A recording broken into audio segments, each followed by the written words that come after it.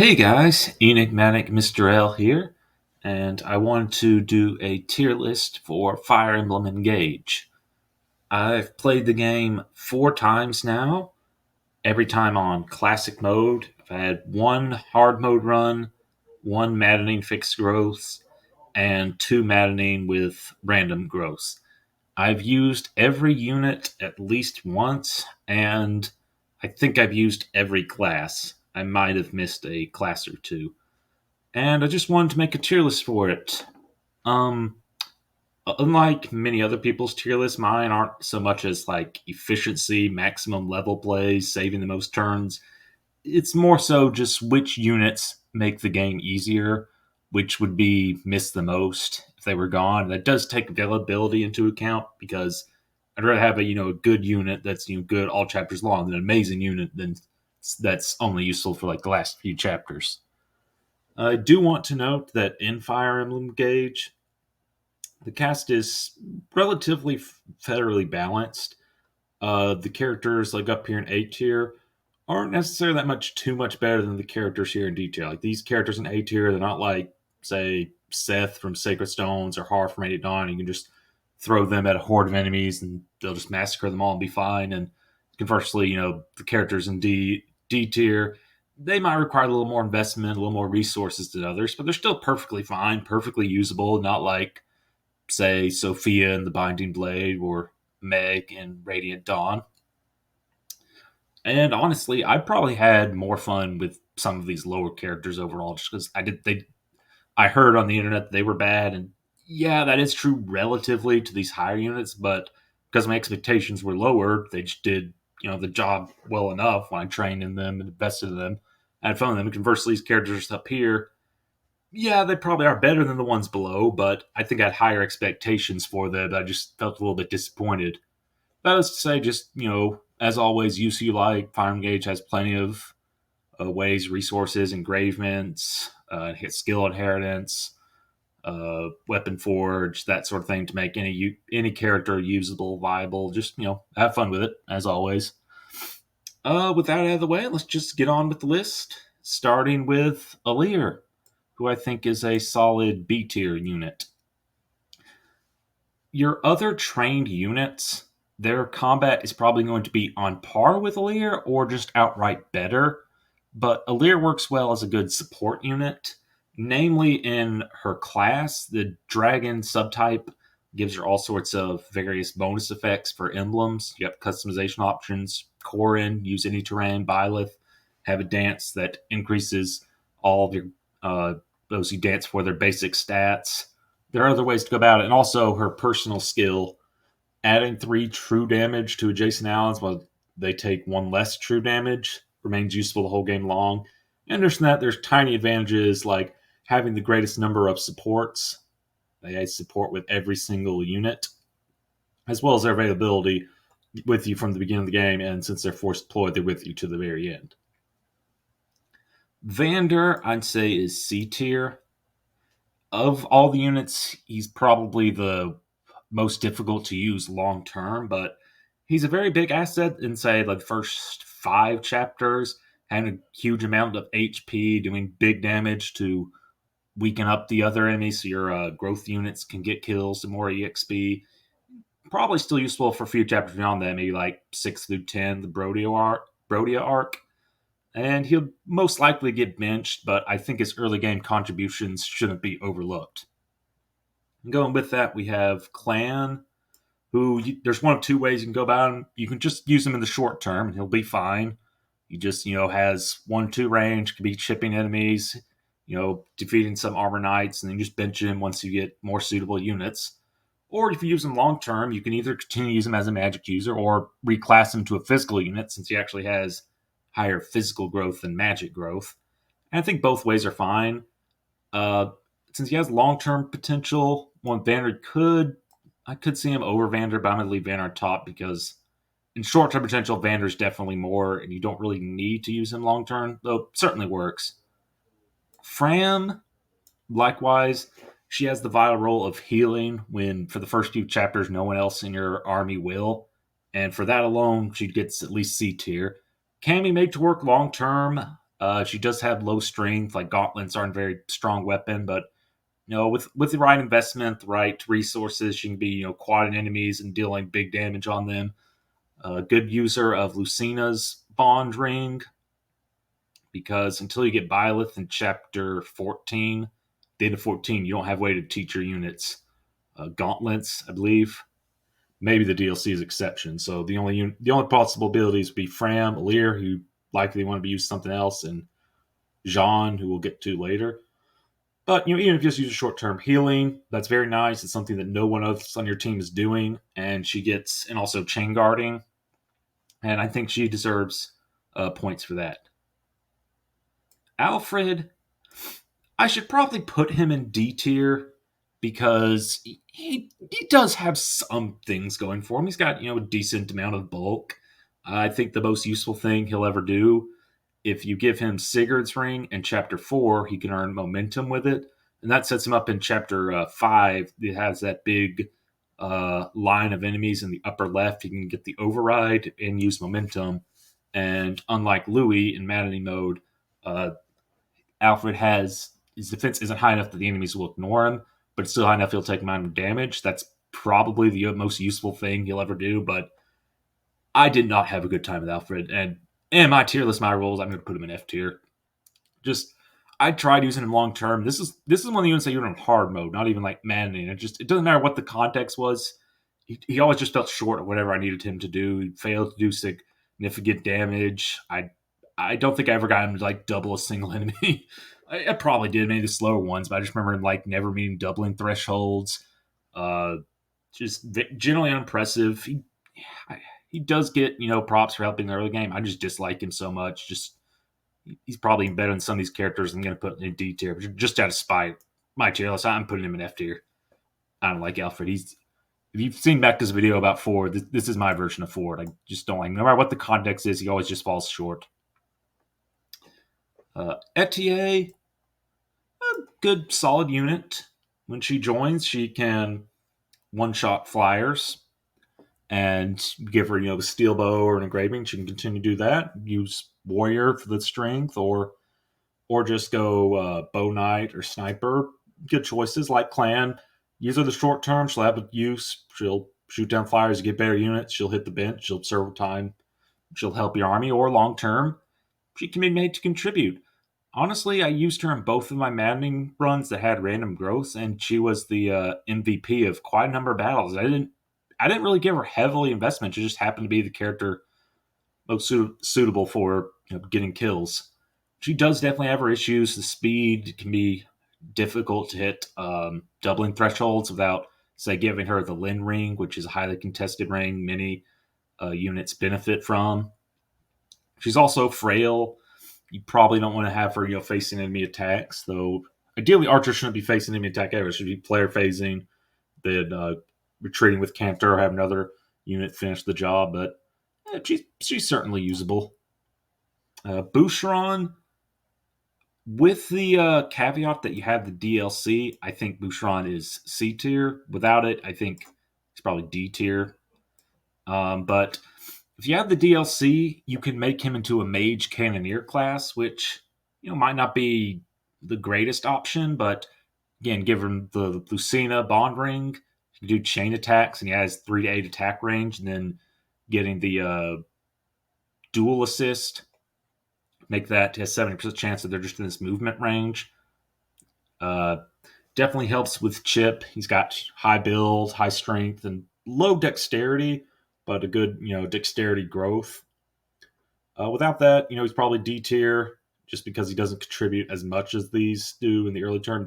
His only really big benefit is being your sole backup class user for a while, but reclass him. He's a good candidate for the mage cannoneer. I think he earns C tier. Celine's going into B tier. She contributes on her joy map thanks to the Selka ring, just warp Ragnarok, either to kill the boss or go help out Chloé and Louis. Maybe you deliver like the javelin to them that you get in the village near your starting location. Good magic, okay attack for a mystical unit. Can use Lodestar Rush with 11 sword, and once you promotes, she gains access to healing. So if nothing else, she can just be a heal bot. She's definitely useful early game, still usable later on. I think overall solid unit. Yes, she is a little squishy, but generally you're not going to put your mage much on the front lines taking damage, at least not intentionally. Chloé is probably her first A tier. Her big weakness is her strength. It's not that high, but you do have ways of getting around this. And she's your only flyer you're going to get until chapter 11 when Ivy joins. And just being able to access, all the terrain that's, flyer only, and being with you for a very early on in the game gives you plenty of time to train her up, give her resources. I think is a very solid unit. Louis, in the early game, he helps you out a lot. Just his defense. At worst, enemies will ignore him in maddening, but a movable wall is still good. Still someone who can play our phase. And at best, they'll do just mild damage to him. He doesn't have to worry about too much, and they'll still attack him. He can retaliate. I find he's very similar to Deke from the Binding Blade in that he's very good early game and still usable late game. When I used him in my run, he was very good early game, and then I kind of struggled to find a slot in my team. Every time I had reduced deployment slots, such as the Somme arc, he was usually the one to get benched. That low speed will come back to haunt him, because eventually when the enemies do start doubling him, if they do more than just mild chip damage, they'll do big damage, and he gets attacked twice, and that low res hurts, plus somewhat shaky accuracy. Still usable, but also he only has 4 move if you promote him to a general, which you can get around this to also just by promoting him to a great knight, but then he loses his armored status, and you could also just give him the boots, but then again, if you use anyone else, like long term, you give the boots instead, turn a 5 movement to a 6 movement unit. Still, it's a very solid unit. Great in the short game. Usable, decent if you want to use him long term. Jean, I think, is our first D tier because his personal skill doubles the growth rates of his class. And that does sound pretty good, but John's starting stats, as befitting of his villager archetype, are very low. And honestly, if you raise him up to a comparable level of Louis in a general class, or Céline, Citrinne, we'll get to in a minute, to a mage class, they're actually roughly about the same. Sometimes with Louis having better stats than what you want, like attack, build, constitution. Citrinne, I think they're comparable level, have better magic. And it is good that you have a unit that can basically, fit any role fairly well, but it just requires so much investment, those, low starting levels, and there really isn't that much of a payoff. You can make John into a workable unit, but he's not really doing anything that one of your other units couldn't be doing with less investment. And it was fun to use him, with a good 0 to hero arc. Worst case scenario is still be providing a bit of early healing if you do his paralog early and you have an open deployment slot, but not that great. Naka, I think, is a solid B tier unit. She's fast. She, makes good use of the terrain that increases evasion thanks to her covert subtype, and plus her, personal scale plus 15% crit. Her poison status, you just weaken foes up, 1 to 2 range, soften them up for the next enemy. I think maybe long term, she might be outclassed. There are better options, but definitely good, solid for the beginning game.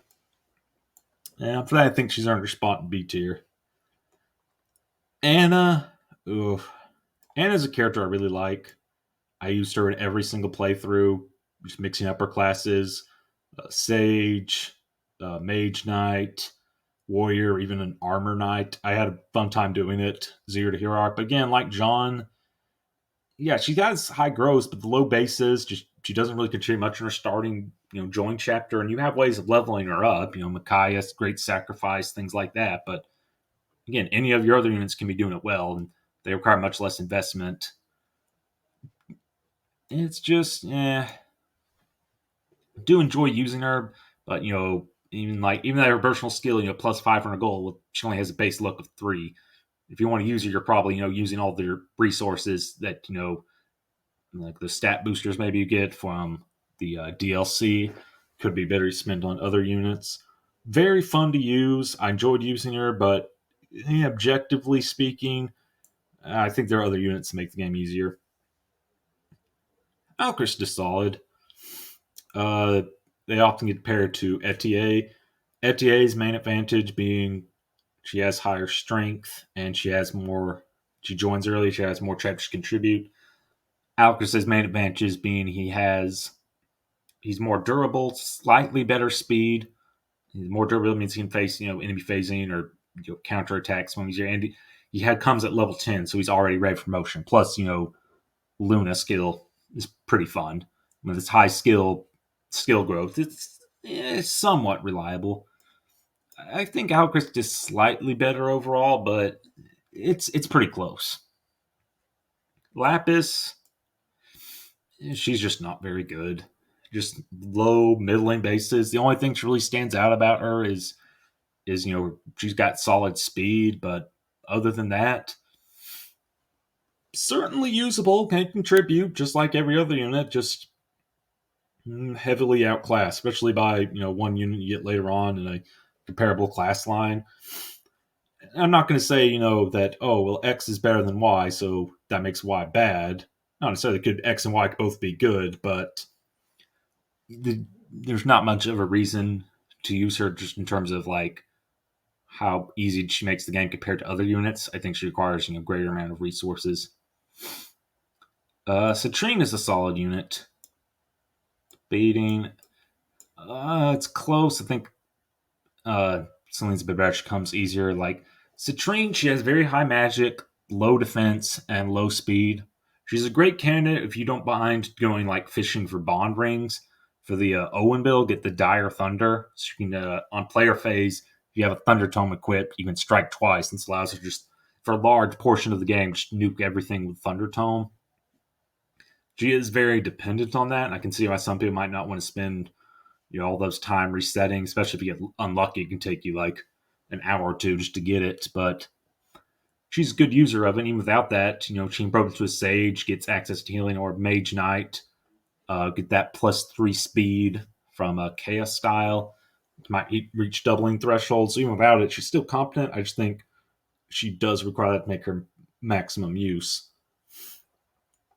Diamant, I feel like Diamant is one of the characters I've played in my I used in my hard mode playthrough, and just in that, he just felt like the textbook example of enough. Like he has enough strength to get the job done, do just enough damage what you want him to, enough bulk to not die easily, just enough speed to generally avoid getting doubled, and maybe double some of the slower enemies.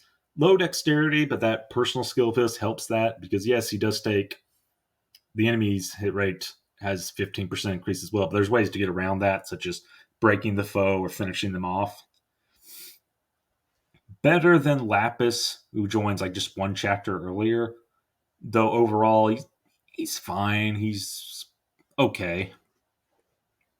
Amber, he's just not that good. If you train Alfred up, they have roughly comparable bases. I think Alfred would have higher strength.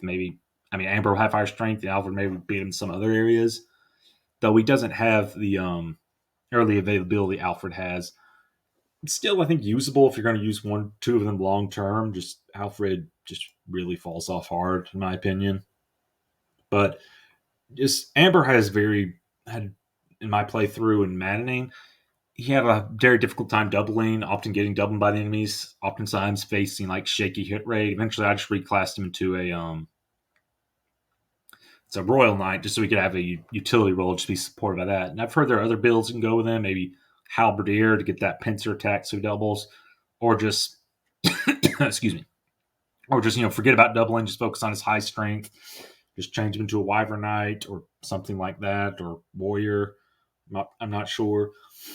There are ways to get around it. I just think overall he's just fairly lackluster, which maybe even fits his personality. He's trying hard. He's an aspiring hero, but in terms of his actual use, still think he's better than Jade. Just,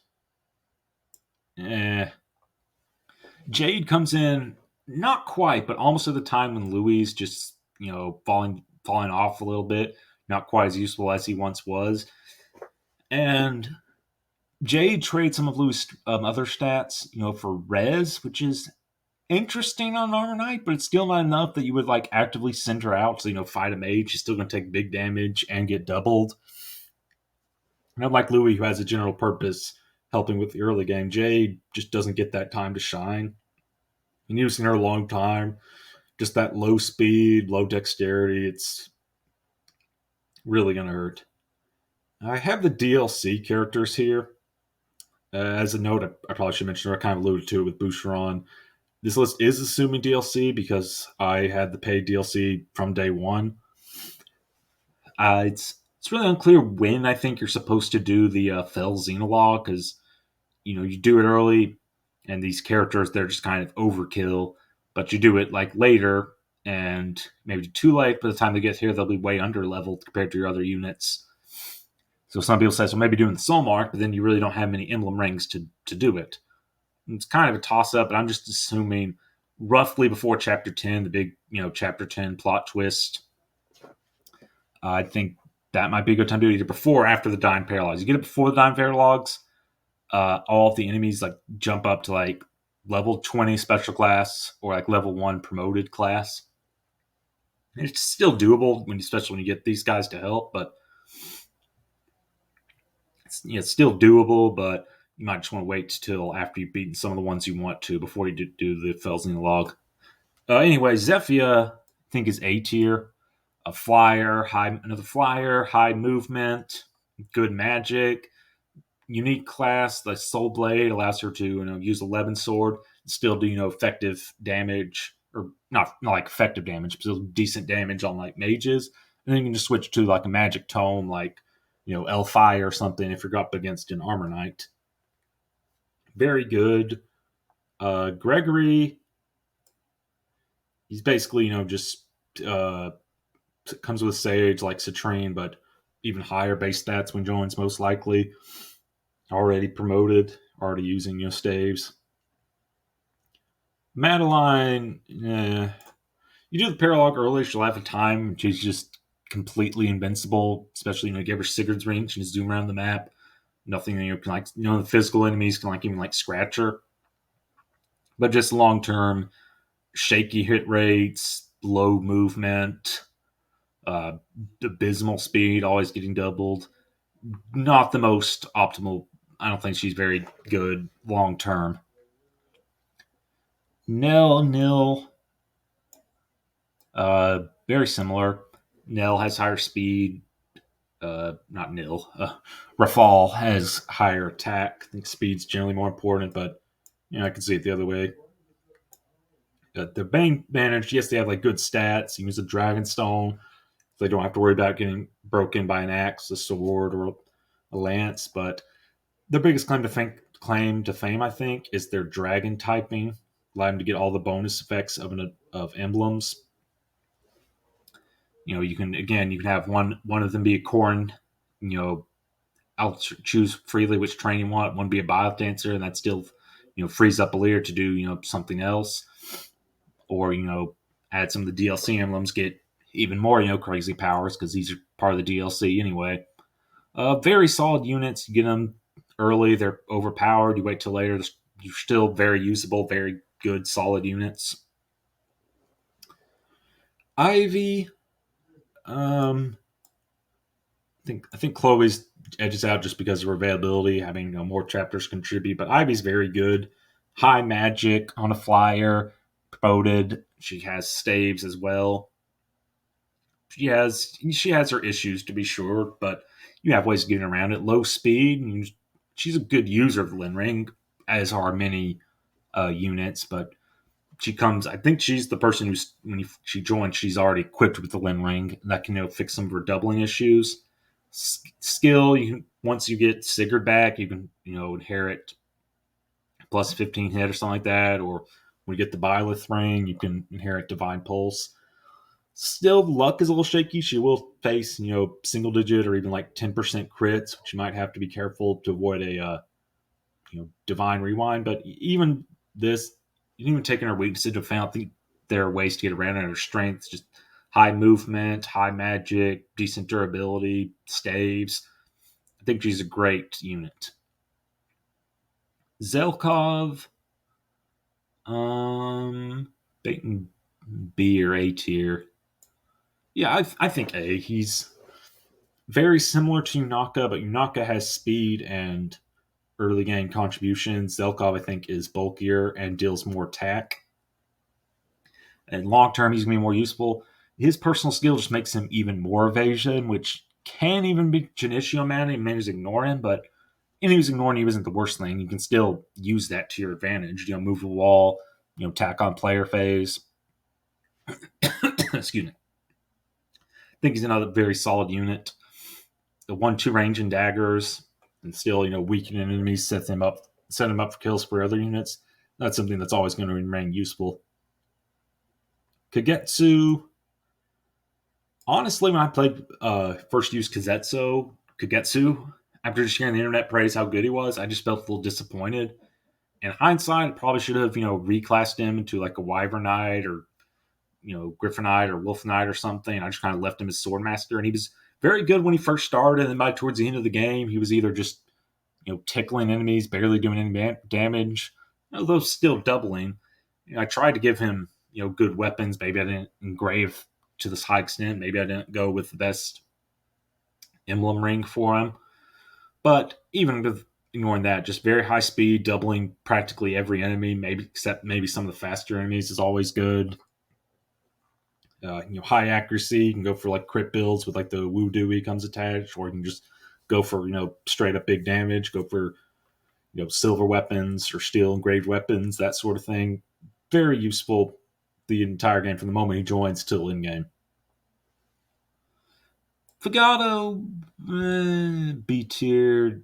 Fogado's solid.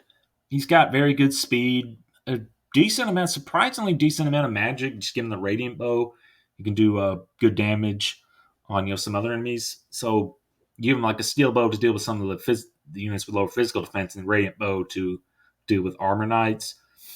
Plus, he has high movement, just being in the part of a cavalier class. He's very solid from the moment he joins. Not crazy, nothing like stupid, busted, but a solid unit. Bunet. Bunet was fun to use. I heard he might honestly be the worst unit in the game. Just not a huge amount of strength. It's not built for dealing out damage. Low speed, shaky dexterity. Joins midway through the game, so he doesn't have what you can say about some of these guys who, hey, at least they contributed when they first joined when you had no one else. But I mean, he was fun to use. But I guess this list isn't about unit feel or fun. Yeah, it just has a lot of problems. Can contribute. I just one time I used him, I always sent him to the arena for my 3 uses each time. Gave him like a highly engraved killer axe, but he was still having like 60 something% hit rate with it. Or even like when they engraved silver axe. Hector's bond rank. He was contributing. He did fine, but again, that's how firing works. You give a character resources, level them up, they'll start contributing. Definitely more of a project than some of these characters, but sometimes that is fun to use. Just in context of what makes the game easier. I think Bunet is just kind of if you like challenging yourself or just like using goofy fun units. Pandreo.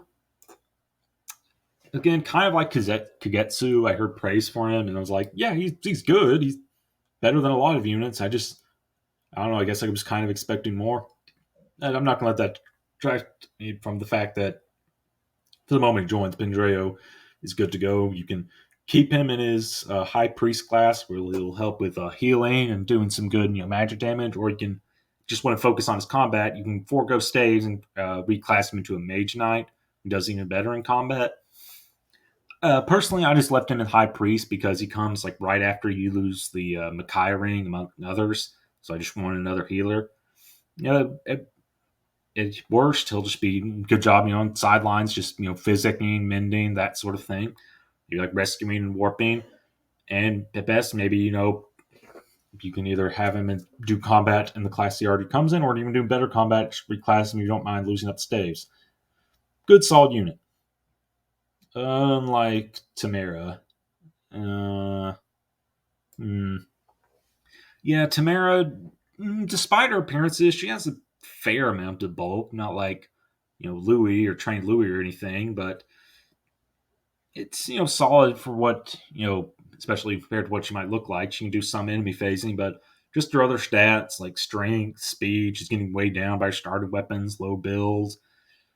She has to rely on her personal skill, like her, not personal skill, but the skill of her promoted class, the Sandstorm, which doesn't have the best activation rates. And even then, her damage output might not be what you want it to be. Yeah, just kind of okayish, just outclassed. I do like her personal skill, which, reducing crit of 5 by, enemies within 3 spaces might not sound like much, but how often does that happen to you? Either in this engage or other fire engage, you use a limit to a single digit crit. Could go well with no Ivy for low luck, but just overall, I think you have better options, such as her retainers like Merrin. Uh, yeah, Merrin, that's a good unit. From the moment she joins, if you just keep her in her same class, that's one option to go with. She'll have high speed. In fact, she's one of like the only units that will consistently doubling throughout the entire game, even on maddening mode. Daggers are a good weapon, 1 to 2 range, at least weakens the enemies up. You keep her in this class, her strength eventually does get fairly low, like especially towards like the end game. Maybe that poison from the daggers isn't helping as much as it once was. But there are ways to get around this. You can reclass her, into like I think Wyvern Knight, boost strength, maybe even like a warrior. Both good options for increasing attack, or you can just keep her as is, and she'll still, yeah, she won't be as useful, but she'll still be solid. Good user of Lucina's Bond Ring. That's the third time I've said that. Just because you get poison from that, she's a good user of the Bonded Shield. Very solid unit with or without a reclass. Panette, eh, she does have very good strength. That's her biggest thing. Plus, our personal skill plus 10 crit, which is not full HP. You can do some fun gimmicky things like Vantage, Wrath. But enemies in this game tend to be, fairly bulky, and if she doesn't crit, she can't just rely on being at low HP. Plus, she has two issues I'd find to be her speed and her accuracy, especially just going with like axes for their high strength. Yeah, you can get high crit with it, but the accuracy still kind of shaky. So if you miss, you're up creek. And she in the late game, I found her like often getting doubling. In hindsight, I probably should have reclassed to a warrior. By the time I realized I was probably best due, I was like, I think there was only like 2 chapters left in the game. So I was like, well, I've come this far. So I just kept her at Berserker. So maybe, if I'd reclassed her at the beginning, feel more positive about her. But I think I'll be a top B tier. I know some people are going to get upset she's not an A tier, but maybe if I had to put her in A tier. But also, looking at the list right now, it's more closer to symmetry this way, more even. And what's really most important in tier list? Symmetry, obviously. Hortensia. Now that's a good unit. All these flyers are good unit. All of them have their own different pros and cons.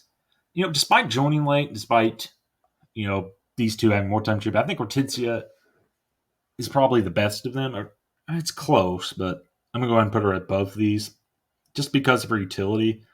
Like her magic output is decent, but she's also very squishy. She has like 5 HP. Well, okay, not 5 HP. That's kind of what it felt like. She was always in danger. I'd be careful, but having S rank staves on a flyer with high movement, a personal skill +1 to a healing. You can just use a min staff, heal someone 2 spaces away. Then her unique class of skill, World Tree, can preserve the use of staves like reward, warp, rescue. You can't rely on it, but when it does activate on an expensive stave or a rare stave, it's very nice. Just for those like big contributions, just as a utility healer, it's close, but I think I'd actually put her above these two, even with their higher availability. Seadall, I think, is the game's one true S tier, just because all of these characters in A, they're great, fantastic additions to your team, but combat, healing, it can be filled by someone else. Even like some of these lower units, you reclass them, you give them resources, they can do their job. Maybe not as quickly as these two, right off as these few. Maybe they won't do it right off the bat, but they can do the job. Seadall does something that no one else can. Refreshing your units adds so much versatility, so many options. Heal twice, got that done. You drop a certain attack twice, got that done. Movement, you can do that. Plus, on the rare turns when you actually don't need to dance, he's still key adept. You can still chain guard, and that has some uses. There's some rare turns I found I was using chain guard rather than dancing. And plus, once he joins, you clear just excuse me. You clear just 2 chapters more after he joins. Maybe more if you do some of the side paralogs or some of the the DLC divine paralogs. Just 2 chapters, main story chapters after he joins, though, you can give him canter and he can dance and then retreat away, or 2 spaces away. Or if you give him the Sigurd ring, you can retreat 3 spaces away. This makes it very easy for him to stay out of combat, because ideally you don't want your dancers combat. But even then, he has like enough HP, enough defense. He's not like super frail, like he'll always die in 1 hit. He can take 1 hit, maybe 2. It's not ideal, but still beginner friendly. Seadall was one of the few units. Seadall, Alear, and Anna were the 3 units I used in all my playthroughs. Alear, because she's force deployed, might as well train her, get some stats. Anna was just fun to use, fresh take on a familiar character. And Seadall, because he does something that no one else can. His one big drawback, I'd say, is his availability. He doesn't come to like halfway through the game, but even then, just doing something unique no one else can, huge asset. I think he's the one true S tier of the game.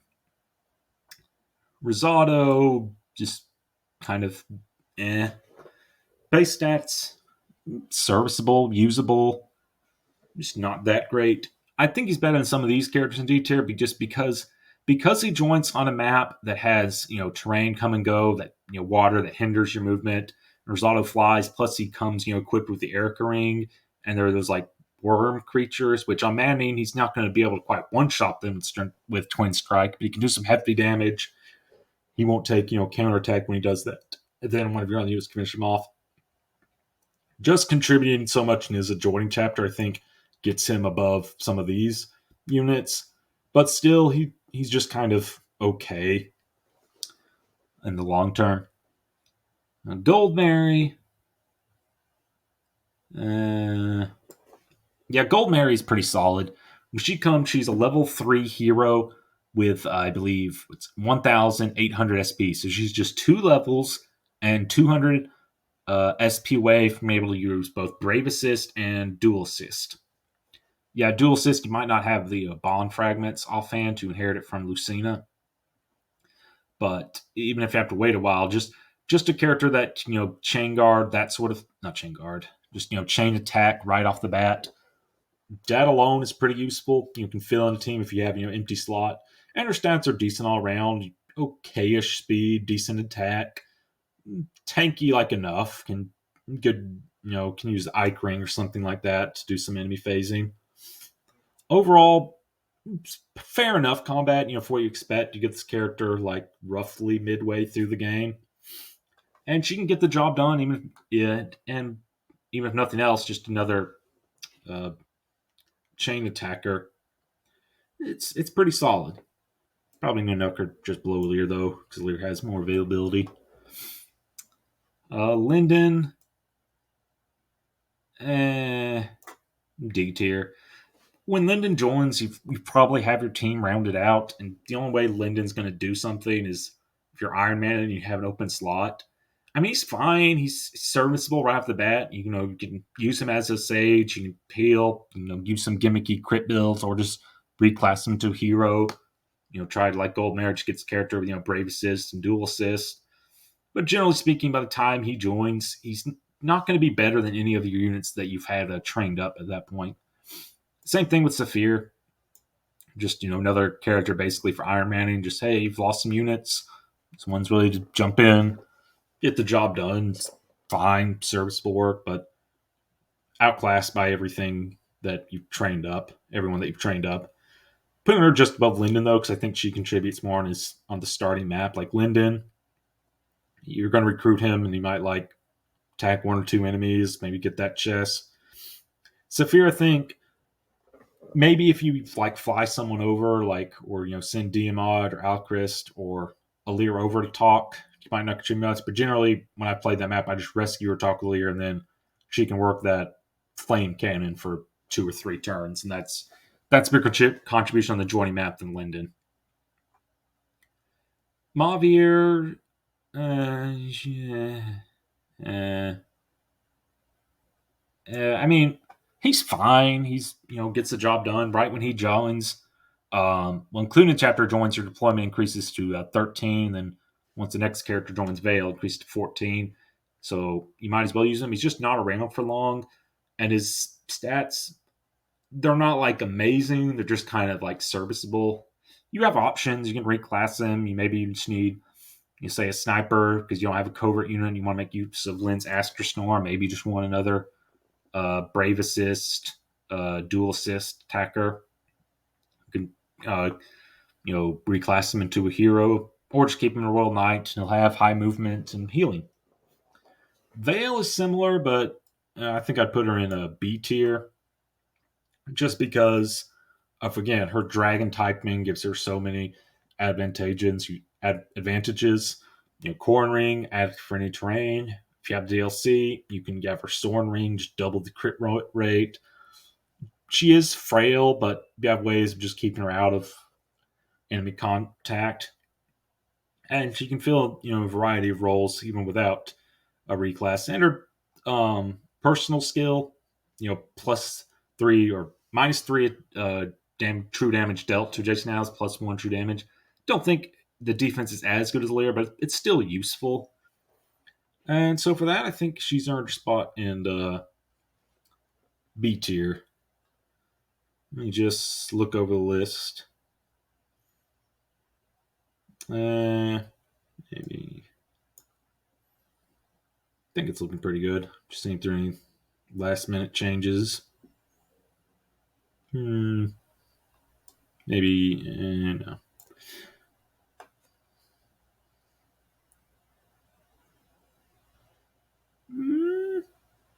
Yeah, I think this is pretty good. Maybe might swap 1 or 2 around just slightly, but I think overall this is where I'd rate the characters. Just how easy to make the game, and plus this list is again fairly symmetrical. Which at the end of the day, that's what's the most important thing in a tier list. Just having it be roughly even. Could maybe bump up one of these. Other than that row is the shortest. Could bump Alfred up. I probably should. He probably is D tier worthy, but just out of spite and keeping him in F. Yeah, I think that's it. Thank you so much for watching, and have a good day. Bye.